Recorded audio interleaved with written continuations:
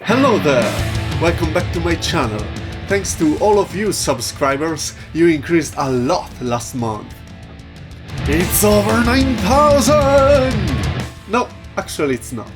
But it's okay. However, I'm receiving messages from you saying that you read some of my stories and you liked them, and this makes me very happy.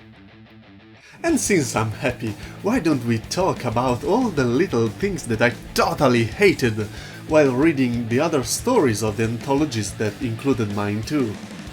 I noticed that some mistakes are made systematically by several people, and I decided to talk about them because it may be useful to some of you that are not expert. But first, go read my stories. Now! Have you read them? All of them? Okay, then we can start. Let the roasting begin! No, I'm just joking. Don't want to roast anyone. But sometimes, holy shit, the pain. The first thing I tell you is to reread. For Odin's sake, reread the stuff you write. It seems incredible to me that I have to say that, but from time to time it happens. I must say more with fairy tales than the short stories. To read text that seems to be a first draft. Remember, no one should read the first draft. Except for yourself, of course. The first draft always sucks. It's normal that it's so. The subsequent cycle of editing are required to refine a story. I happen to read text full of typing errors, random punctuation, and lots of repetitions. For instance, in a text there were two children, and the age of one was given in letters, while the age of the other was given in numbers. It's correct to write that in letters, but at least agree with yourself in some manner.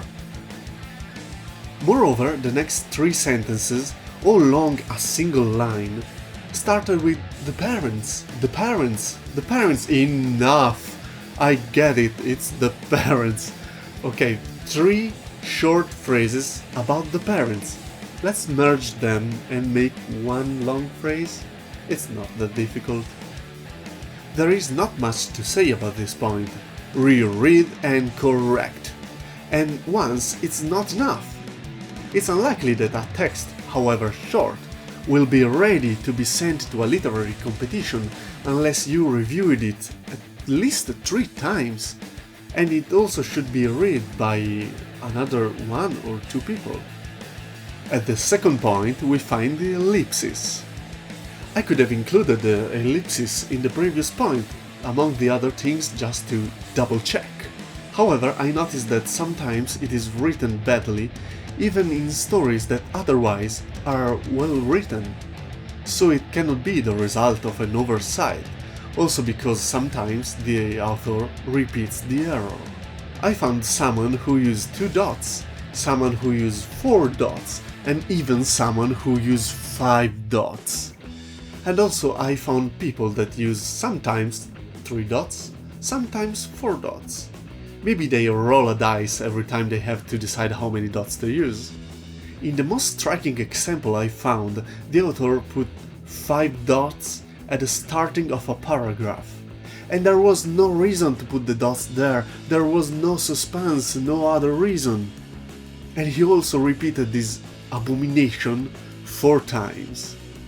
I leave you in the description the link to Wikipedia, where you can find all the usage that can be made with the ellipsis. However, the general structure to use it is as follows. You put 3 dots, not one more, not one less.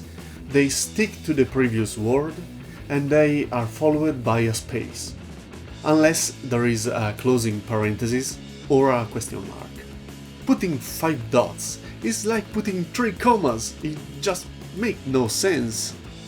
The use of ellipses may vary between languages, and you can find all the shades in the link I provided you.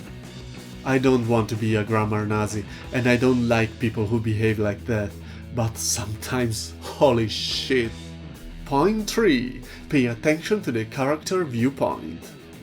I read some stories in which the viewpoint jumps from one character to another, then jumps back and forward, abruptly with no clear switching point, which is confusing to the reader.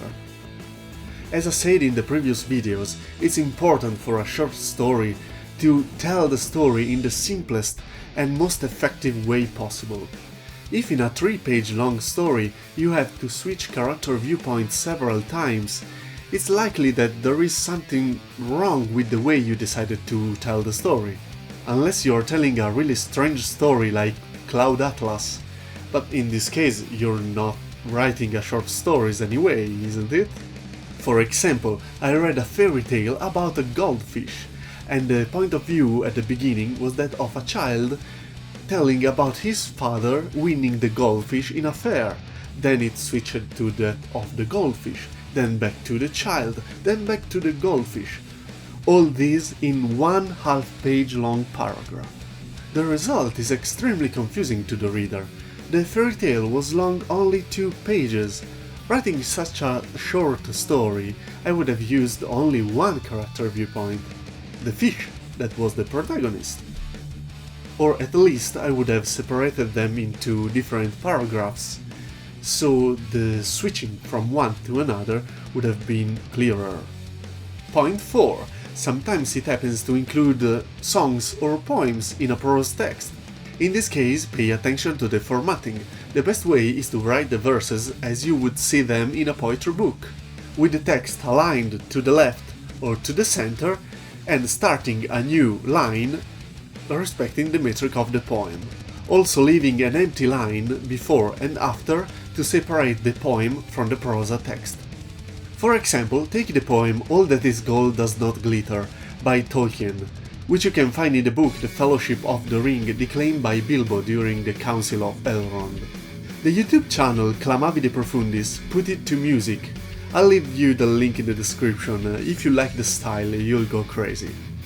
You can find it correctly formatted in this way. Centered and with separate quatrains. Or with quatrains united. Or aligned to the left.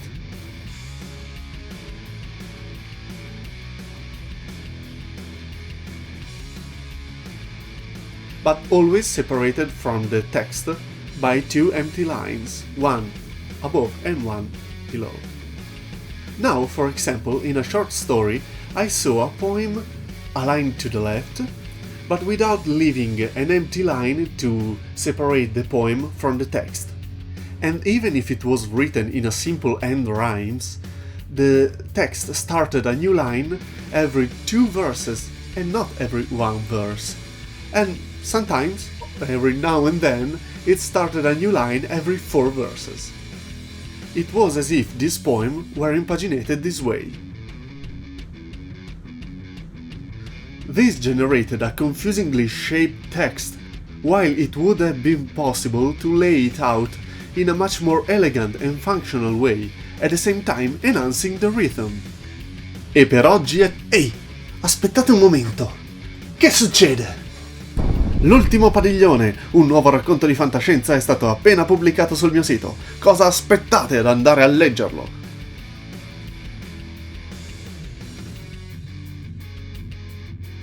You know what, English speakers? You can read only one of these 2 stories on my website, because I still need to hire a professional to get Xenomelia translated in English. It is very expensive to translate every short story in English, and so if you want to make it possible, please support me on Patreon. And that's all, folks! Go on my website to read my stories, and if you like them, consider supporting me on Patreon. And of course, subscribe to the channel, smash the like button, ring that fucking bell, and I'll see you next time. Bye!